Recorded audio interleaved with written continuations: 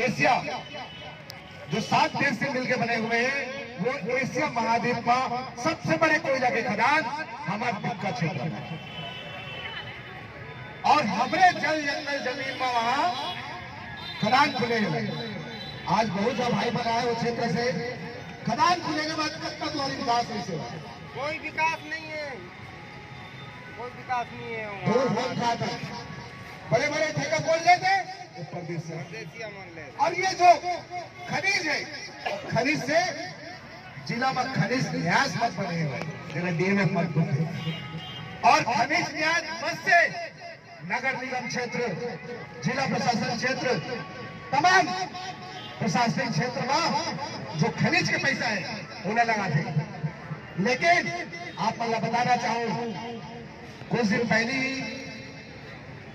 सड़क के भी निर्माण करी से आप देख सका तो सीएससी चौक से आगे जो है ध्यानचंद चौक तक 4 लेन के वहां अप्रूवल है वहां, और पैसा अगर हमरे भूया के पैसा है वहां, और जाके देखिए कितना भ्रष्टाचार। सड़क रेंगे लायक नहीं है, गाड़ी ऐसे उछला दो। कौन बनाया? वो परदेसी ठेकेदार। और कौन ठेकेदार से? ये नगर निगम के आयुक्त।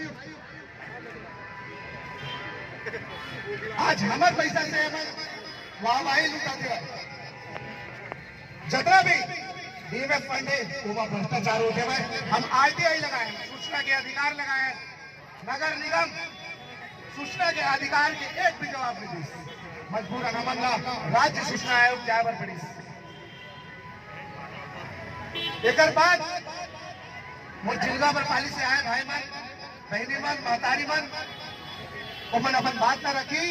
वो क्षेत्र में चलत का है आप बता पाए, चूंकि कल में स्टेट में जो राज्य में मानव अधिकार के उल्लंघन के संबंध में एक विशेष सेमिनार सम्मिलित होकर आए हो, और वो पता चली कि कैसे हमारे जल जंगल जमीन ये सरकार, ये प्रशासन और पुलिस के द्वारा एक संगठित अपराध करके हमारे भूया लगाए।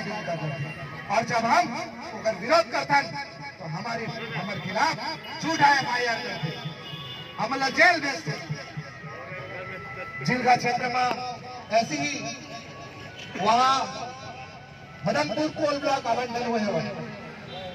विपक्ष में जब रही से भूपेश सरकार कांग्रेस सरकार तो मोरगा में सम्मेलन हो रही से 2005 में, और वहां राहुल गांधी ये आश्वासन दे रही से वो समय तत्काल में बीजेपी के रमन सरकार रही से वहां कह रही से कि जो हमारे जिलगा बरपाली जो हंसदे क्षेत्र है वो क्षेत्र जो है विशेष अरण्य क्षेत्र है, हाथी विचरण करते होना कॉरिडोर बनाएंगे, प्लान चलाते।